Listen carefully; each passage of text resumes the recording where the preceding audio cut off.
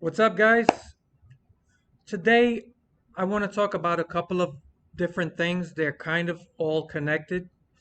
Um, I'm gonna try to keep it moving along, but just in case this thing rambles, the video rambles on a bit, just think of it as a podcast. I'm kind of doing this on the fly. I did cobble together sort of a quick edited couple of clips so that I can show you what I'm talking about.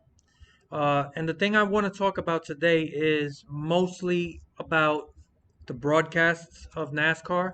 A lot of people in the community have been talking about this lately. So I want to put my 2 cents in, as well as talk about NASCAR overall, and give you my thoughts on, how the season's gone so far and the issues that, NASCAR is going to have to deal with. So let's move right along. I don't think this came out the way I wanted it to. I tried to get this video to stretch out more. I can't do it. I can't figure it out. So I'll do the best I can. Hopefully, you guys can still see what I'm trying to show you. So before we get into the actual videos, so far we're a third of the way through the season. I got my Suarez gear, so I'm all in. But I think that the racing overall has been between average and good. All right, hasn't been great, but it has been surprisingly decent for the most part. There have been, however, a couple of pretty bad races for me, at least. I'm only speaking for myself, but if you were going to ask me what are the three worst races we've had this year, I could easily tell you they are the three most overhyped races that we've had this year. All three of these races have been overhyped, and turns out they were the worst races to me. So the first one is the Daytona 500. I could say that just about every year. Not a fan of conga lines for 3.5 hours. You know, just because those races do end exciting, the last lap or two, it doesn't excuse the rest of the race. You still sat through 3.5 hours of a boring conga line, cars that, even though they're inches apart, there's not much going on. So, that's the first one. Then we had this dirt race, which was a gimmick, in my opinion. They threw dirt on Bristol. Uh, was it as bad as I was anticipating? No. But it was overhyped and it really wasn't all that good of a race. And I'm going to be talking a lot about the broadcasting, but since we're talking about that race in particular, you could hardly see what was going on at times. Uh, Low visibility. It's just it was a crappy race, to be honest. And the next race that was also uh, really overhyped was Coda, and that to me was a shit show. And there were people who, to even to this day, will tell you it was a great race. I'm sorry, they're full of shit. Um, it was a bad fucking race. That might be the worst race we've had this year. So the three most overhyped races happen to be, in my opinion, the three worst we've had. That being said, moving that out the way, the rest of the races have been, in my opinion, decent. They weren't bad races. In fact, I'll tell you that a large reason why the races may not have been as enjoyable as they should have been has more to do with the broadcasts than it does with the actual races. Um, the race I was at, Dover, was fantastic, but I couldn't tell you how it came across on TV, and I can honestly, I mean, I can tell you without even knowing that it must have. There's no way it was as good as it was live. And the reason for that is when you're at a live race, you are in control of what you're looking at. You can follow anyone you want at any time. If there's two guys battling it out for 30th and 31st place, you can just watch as they're coming around the track. You could follow the action. So, unlike TV, where you are a slave to whatever the production is of the broadcast, you're going to see what they want you to see, and that's pretty much it. So, if what you're watching is exciting, then it's going to be good. If it's not, you're kind of stuck with what they're showing you. Even though you have 40 cars on the track, there's always something going on. So that's the biggest reason why going to these races live is always going to be better, besides all the other cool things about being at any live event. So, anyhow, I think the racing's been pretty good for the most part. And I, I'm hoping that with the next gen car, it gets even better. I just, I'm not really sure what this next gen car is going to produce. There are some questions. Um, the hope is that NASCAR's trying to get these cars to be harder to drive, and hopefully that's what we end up getting. But all we've seen so far is a couple of single car testing. And basically, that's not much more than a car shakedown. You can't learn anything unless these cars are out there in large groups racing each other in race conditions. That's the only way you're going to know what you actually have. And as far as I know, they haven't done any of that unless they've kept it secret. And it's pretty hard to keep things secret nowadays, no matter how hard you try. So the next gen car is a big question mark.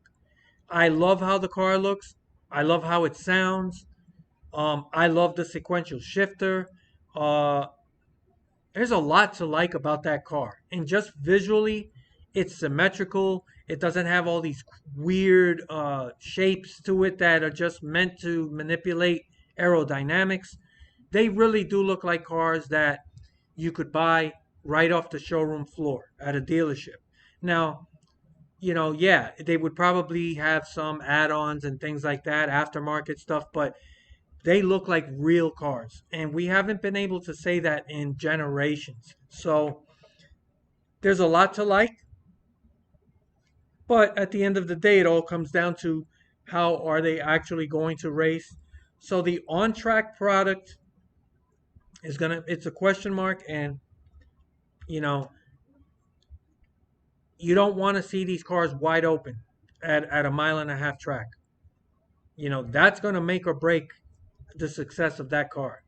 So, as more information comes out about it, I'll talk about it. And but that's pretty much it for the on track issues with NASCAR. Hopefully, they learned their lesson with this package, and they're doing everything they can to get back to mechanical grip and putting these cars where they're making them where they're harder to drive. Uh, we saw the Coke 600. I thought it was a decent race, but I think, like, people are starting to talk about now, is the broadcasts have leave a lot to be desired. And people are noticing that open wheel, like Formula One in particular, the broadcasts are light years better, um, for several reasons, which I'll talk about. But okay, so the on track product we know needs to be worked on. But in all honesty, the biggest problem I think is the broadcast.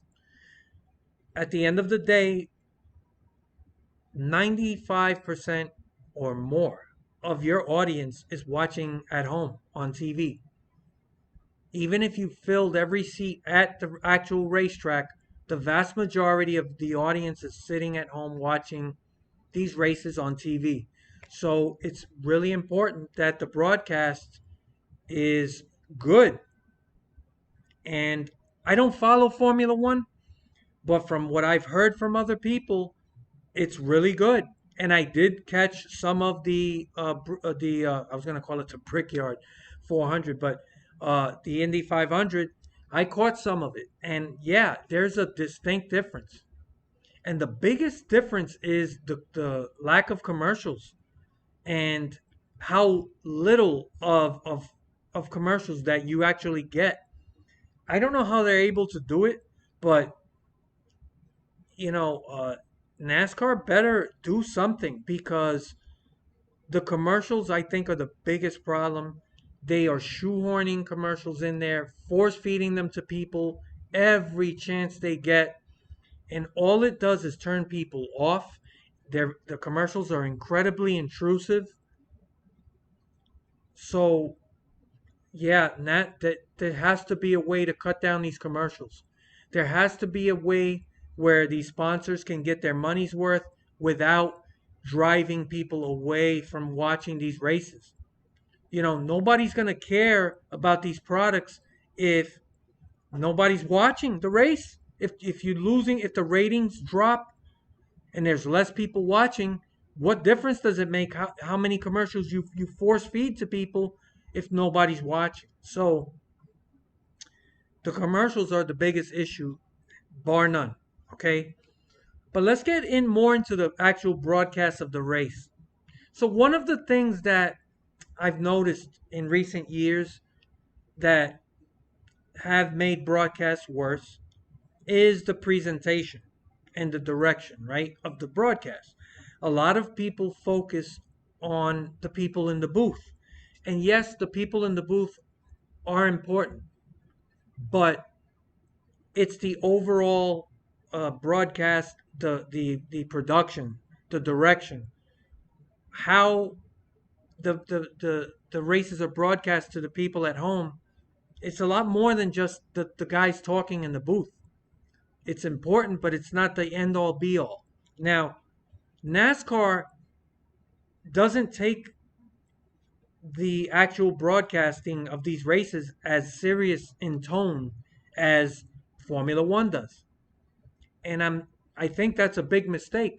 And this started a while ago. And a lot of times you find that these broadcasters in the booth, they're more interested in trying to get a laugh or try to say something funny or come up with some, quirky one-liners and stuff like that. And I like these guys, right? I don't have a problem with these guys. I like Clint Boyer. I think he has a cool personality. But I think that his reputation as being funny, it could hurt just as much as it can help. And I think that he's under this, and I don't want to blame him. This is really falls on the direction, right? The producers of these broadcasts, the higher ups who decide how these broadcasts are gonna happen. I think they took Clint Boyer. They see how he has this personality, and they're just like, let's milk it for all it's worth, and just let him be there trying to be, the comedy relief guy. And I think that it's backfiring. People don't tune into these races for the broadcasters, for the people in the booth. They're tuning in for the races. And what they really want from the booth is information, to be kept up to date on everything that's happening on the track, to have certain situations explained to them, right? Now, not everyone is like you and I, who's well informed, understands all the nuances of NASCAR, and understands certain mechanical problems that may occur or even handling issues. We're veterans as fans. We know all this stuff, but it's not about us. It's about the casual viewer, the people that tune in that might find this somewhat exciting but don't know what's going on. They're not going to stick around for a couple of guys trying to be funny in the booth. They want to know what's going on. They want to understand, you know, the problems, the situations, the possible ways to deal with problems that of the what drivers experience throughout a race. We used to see a lot more of that in older races, right? So now you just get a lot of this just trying to be more entertainment than sport. The sport itself is entertainment. Let the sport speak for itself, and the announcers really should be guiding the viewers to help them understand what's going on. And sometimes less is more. You don't always have to fill the airtime with just talking, right? If there's nothing to say, that's okay to be silent for a while and just let the viewers listen to these cars. So I don't blame the guys in the booth. I blame the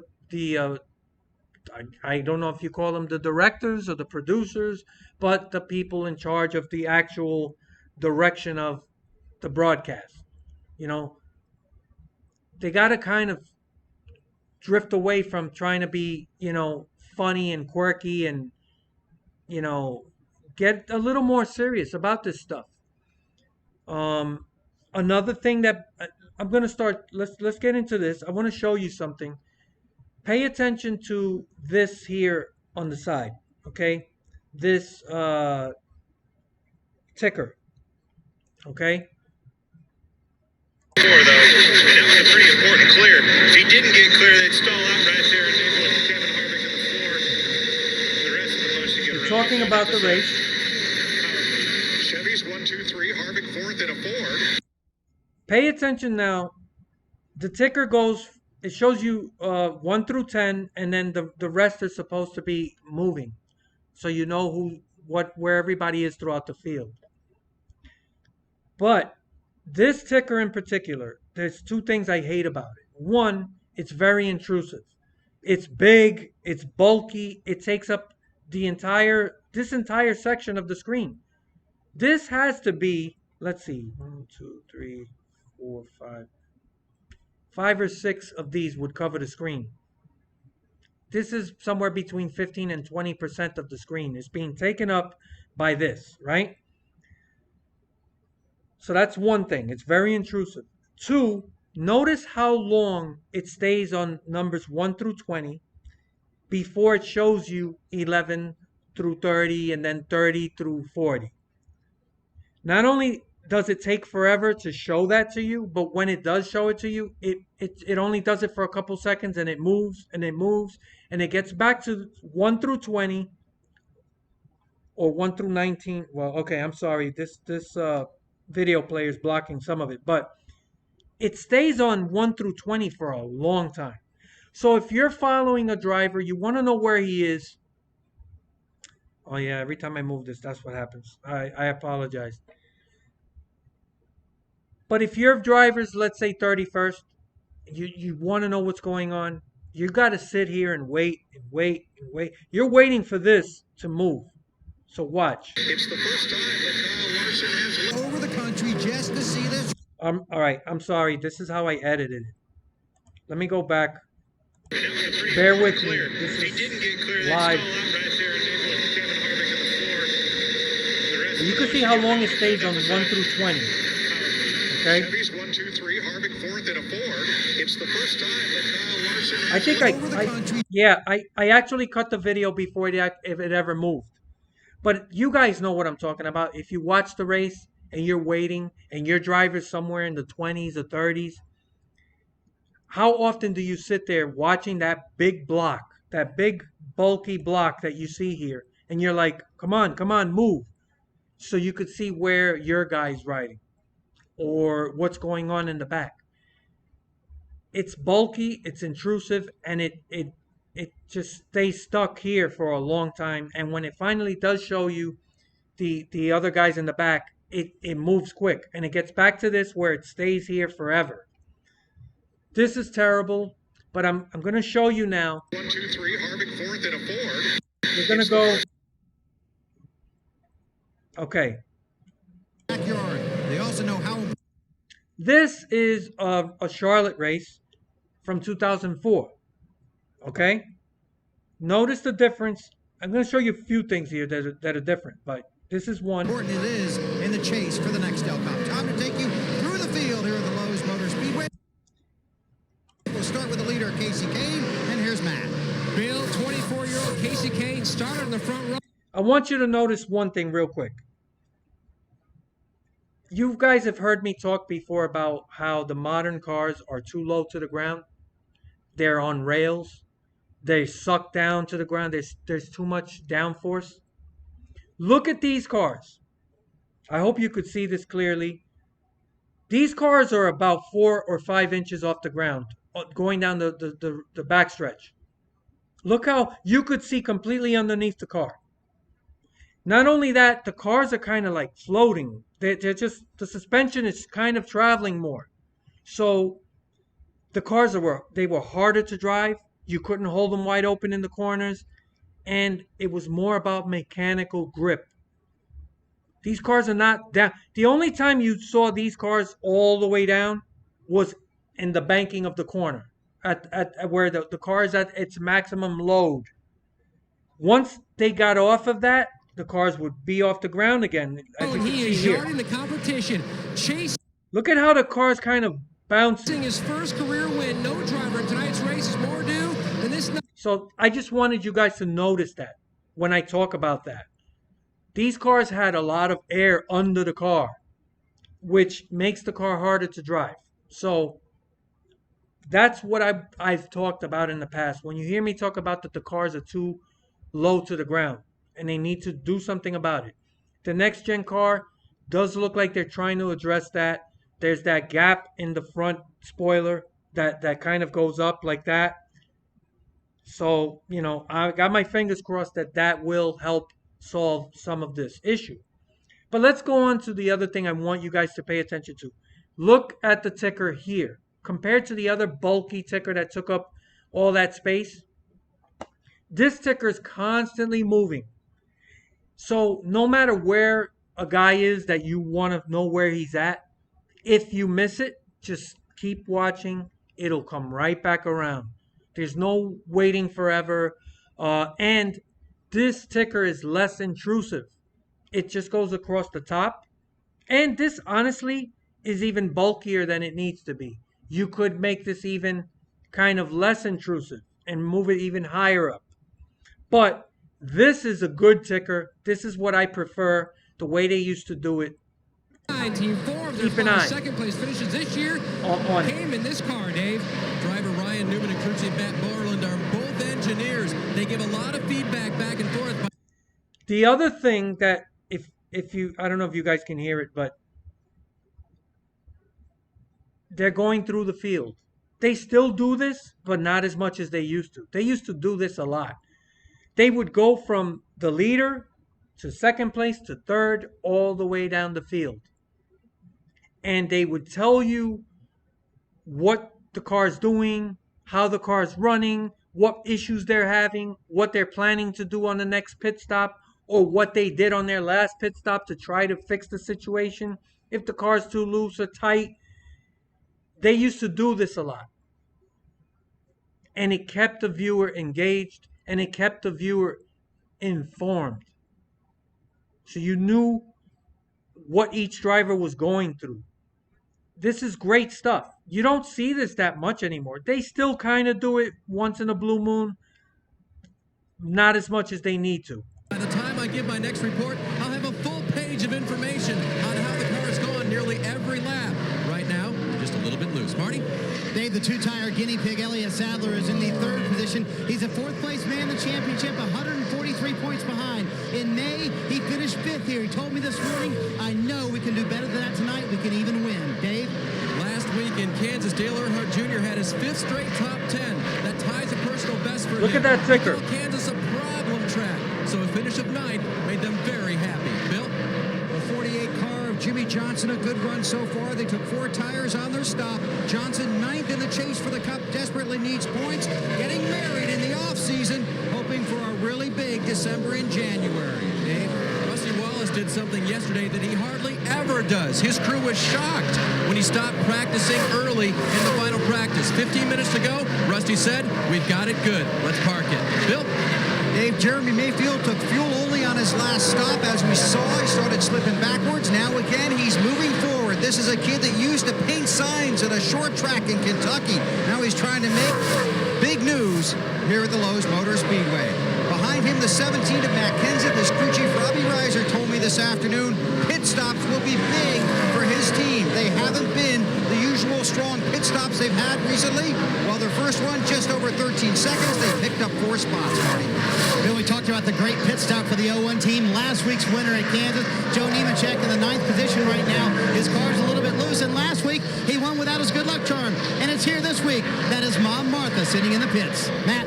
10 straight years we've had a... How awesome is that? That's what a broadcast should be like, watching a NASCAR race. They're giving you good, solid information. They're going through the field, every driver. Okay? They're not saying, well, this driver's not that popular and, it's a small team, nobody cares. They're going spot by spot. They're talking about the driver, how they're running, giving you all kinds of pertinent information. And you got the ticker across the top. They got this, this does take up a little more of the screen. You don't really need this, but every once in a while, in fact, if you do this only when they're going through the field, this is perfect. This is fine. And it's all pertinent information. Nobody's making jokes. Nobody's trying to be funny.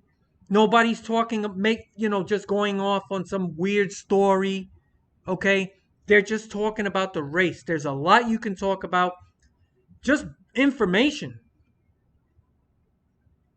First time winner, but not one in 2004. Casey Mears would love to pull off the same feat his Ganassi teammate Jimmy McMurray did 2 years ago. Scores first win right here at Lowe's. Ran well back in May, finished 7th. The car was tight early. They freed him up, and he's going to the front.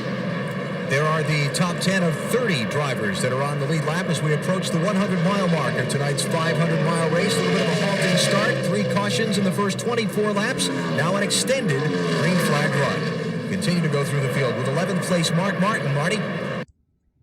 Continue to go through the field. They did the top 10, but they go through the whole field.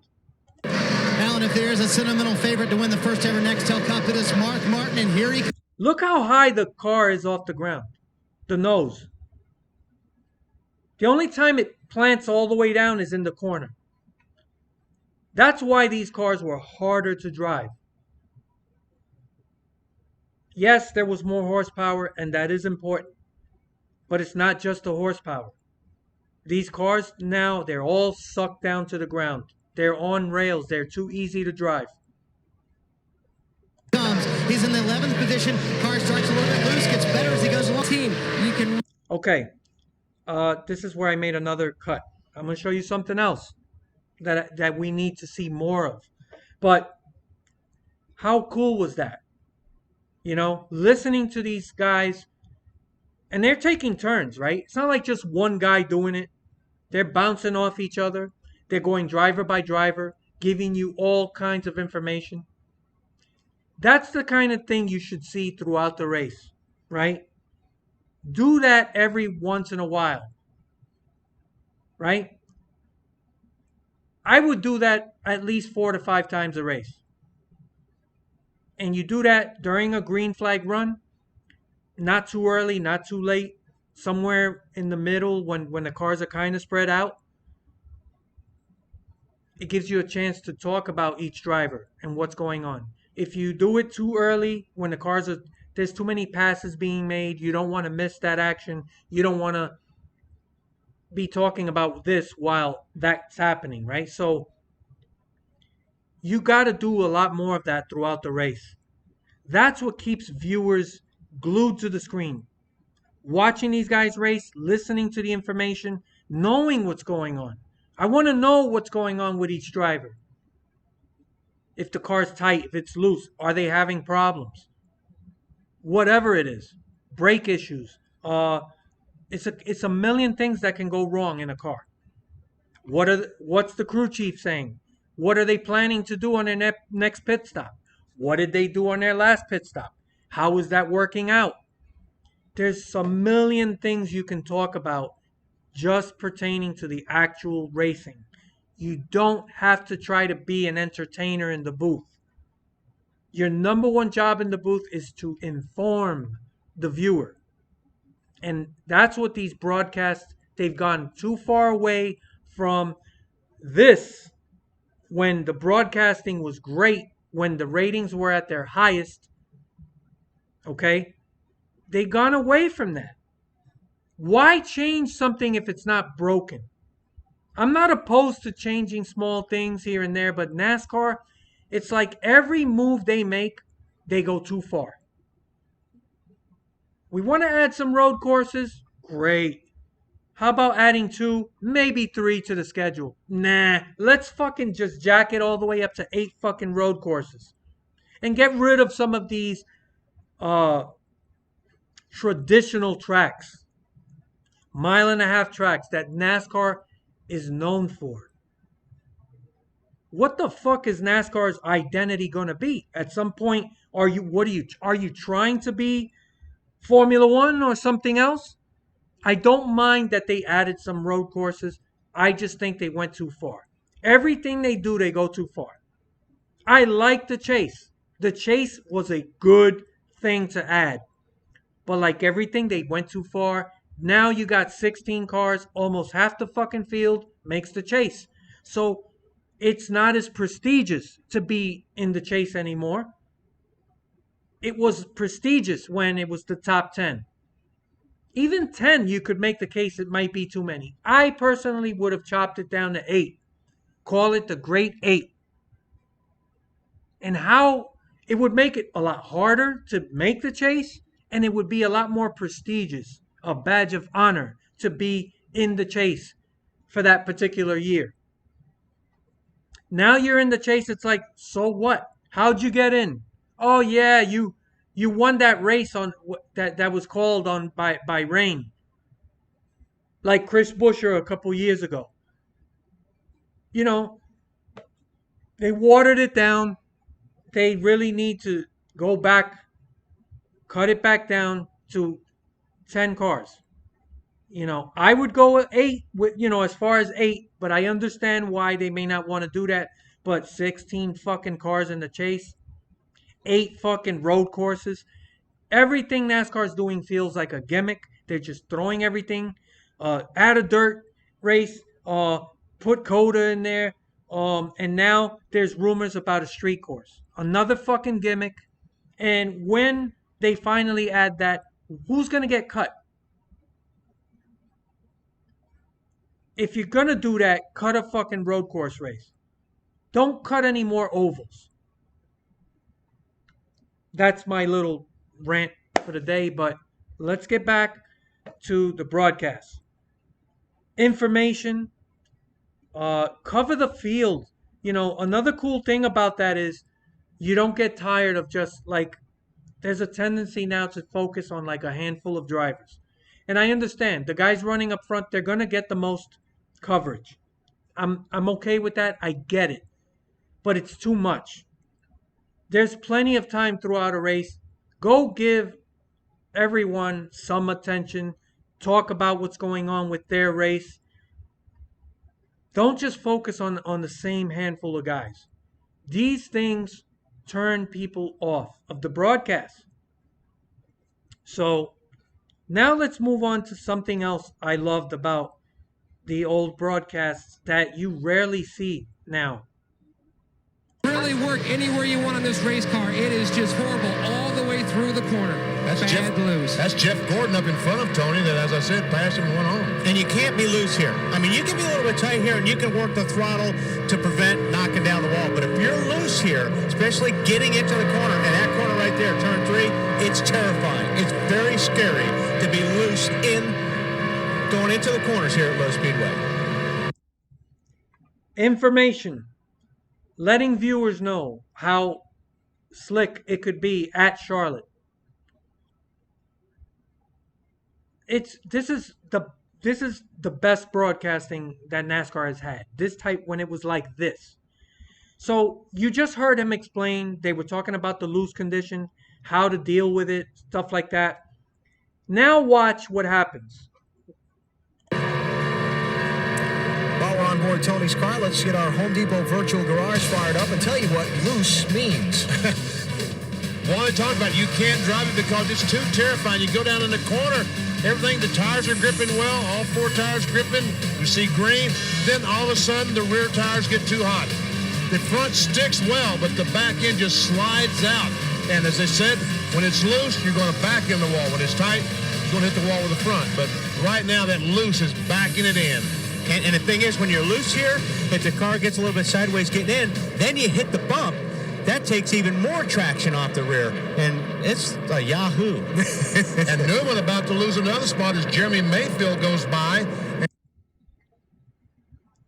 The animations explaining the mechanical aspects of these cars, the mechanical grip. What happened to that? You rarely see stuff like that now. This is 17 years old.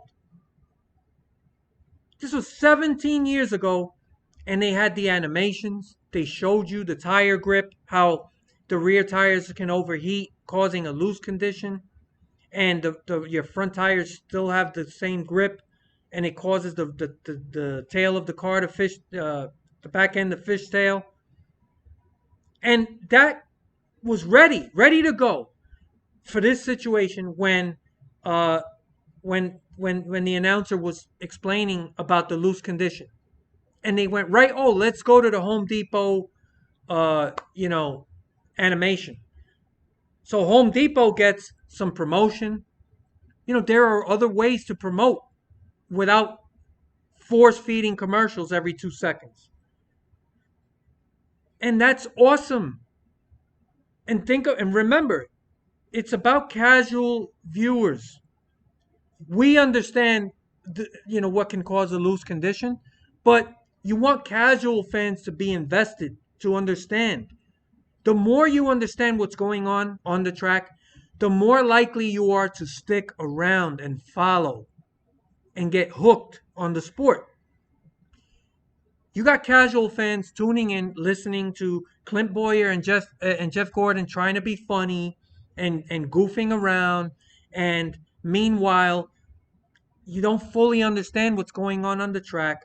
You're a casual fan tuning in for the first time. You're like, I don't know, man, what's going on here? Then you get hit with a commercial and you're like, fuck this.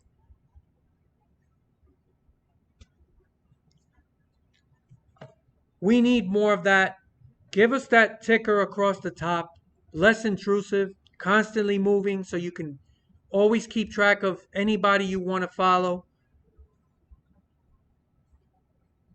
And the broadcast can be very entertaining by just being informative. And I'm not saying I'm against once in a while saying something funny, joking around a little bit, but keep it to a minimum. And I think that maybe, and I don't blame Clint Boyer, but maybe he's under the impression I'm the comedy relief guy. For me to give these people what they want, I'm just going to have to try to overdo it now. He's funny when he's just being natural. But when it gets to the point where he's actively trying to find something funny to say every 2 seconds, not good. This guy was in the Cup Series for a while. He has a lot of experience. There's a lot he can add in terms of technical knowledge, experience, and talking about pertinent information. Let him do some of that. Let Jeff Gordon do some more of that, and not just have these guys, like two guys just watching a race at home. We don't want that.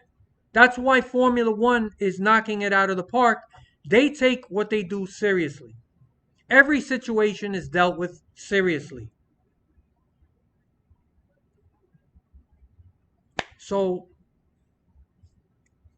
let's move on from there. And takes over the 4th position. It's been a nice little run up here through traffic for Jeremy Mayfield, BP, from 6th to 5th and now to 4th over these last. Directa con Okay. Now, the last thing I want to talk about, it does pertain to sponsors. One of the things we've heard this year is that NASCAR wants to move the number further back. I don't know if it's like right in front of the rear wheel well. I don't know if it's something that it's already decided, you know. And I know a lot of people are having mixed thoughts about it, and I know that if and when they go through with it, people are going to have a heart attack. So I'm going to try to get people to kind of relax and just tell you that I don't think it's that big of a deal. You know, I'm used to the number where it is, just like everyone else, but it's not going to be the end of the world. And I do think it's one of those things that you'll get used to it. It's not going to be as bad as you think. Now, it does depend what NASCAR finally does, but I'm going to show you a little bit of this is NASCAR's Mexico series, right? So I just want you to focus on. José Luis y Betty Ramírez. Hold on. Mientras tanto, Okay. I want you to look at these cars. You got the number on top, just like it is in the NASCAR, NASCAR American Series. Big number on top, but there's no number on the side except for here on the rear window. Now, I don't like the number there. It's too small. You can't tell what it is. And I just don't like it there, right? So I know you guys, nobody here is going to like that. We're on the same page, okay? I'm not saying do that. What I want you to focus on is the side of the car and the sponsorship. I don't think this looks bad. Look at the Ruffles car. They got the whole side. Camel, the cigarettes, got the whole car, the whole side. I think the cars look good like this. Picture now the number if NASCAR puts it right here where they say they want it. I don't think it's going to be that bad. And I think people will get used to it. The number's going to have to be slightly smaller. I would prefer the number back here in the rear quarter. Where you see this HDI, I would put the number there. I think it would look good. You still give the sponsors this entire side right here where the door is, or the non-existent door. It can showcase the sponsorships better, and it gives these sponsors more value for their money. They are the ones keeping this sport alive, and at some point, as fans, we do have to compromise and just accept that NASCAR is going to have to do something to give these sponsors more value, more bang for their buck. So when it comes to this subject, I want people to see it's not going to be that bad. I actually kind of like this. Just, where NASCAR wants the number, I don't think it's that bad. I would prefer it where the rear quarter is, where this HDI is right here. I would put the number there. And these sponsors would have this entire side here like a moving billboard. It gives them more value for their money. Okay? I think it looks good. And I honestly think people will get used to this. Ben García Jr. empieza a ver cada vez más grande en su espejo a un Irwin Vences que viene rapidísimo sobre la pista. Sí, definitivamente ya con los That looks colores good. tradicionales del equipo desde hace algunas carreras ha hecho muy bien Irwin Vences. I mean, you could really clearly see the y sponsor. ahora All right, so it's a grainy video, but look at that. That looks cool. tienen 2-1-2 en el equipo de escudería Grupo Top, así que Look at that red cola. That looks great. If the number was back here in the rear quarter, I could live with that. Right here in the rear quarter. That Ruffles car looks cool. This is not the end of the world, guys. I'm just saying, you got to pick your battles. We can fight and we can scream about the commercials. We can fight, we can scream about the broadcasts. how to make it better. Demand more from NASCAR, demand more from Fox and NBC. This, we could kind of compromise. I know people don't like change. They want that big fat number right here, but if you're a sponsor, you want the most for your money. El día de hoy, Robelo viene, vamos a decir, en la tercera I de la honestly think it categoría, looks cuarto good. de la general, y Vences está en la segunda, así que están segundo y tercero. En cuanto a pick. Irwin Vences cada vez más cerca cuando se están aproximando también al tráfico y esto puede ser factor. All right. That's pretty much it. So, those are my thoughts on the broadcasts. Go back and do it the way you used to do it back in like 2004. Focus more on information, and for God's sake, find a way to force feed less commercials to people. The commercials are atrocious. They're driving people away. And honestly, who actually pays it? We live in a different time now. It's not the 60s, the 50s, the 70s, the 80s when you sat down to watch something on TV. Commercials were a part of the programming and you just lived with it. You accepted it. We live in a different time now. People don't have the same attention span anymore. When a commercial comes on, nobody's paying attention to the commercials. Everybody's on their cell phone checking Twitter, Facebook, checking their emails, going or just doing something else. They're not sitting there paying attention to commercials. The commercials are a big waste of people's time and they're intrusive. There has to be a way to do it. Formula One's doing it. They're doing a massively better job. Why is it they can do it but NASCAR can't? Anyhow, those are my 2 cents. I'm sorry if it was another overly long video, but I tried to treat it like a podcast. It was a little, wasn't perfect, but I think I was able to get my point across. Let me know what you guys agree with, what you disagree with. And yeah, I look forward to your comments. Later.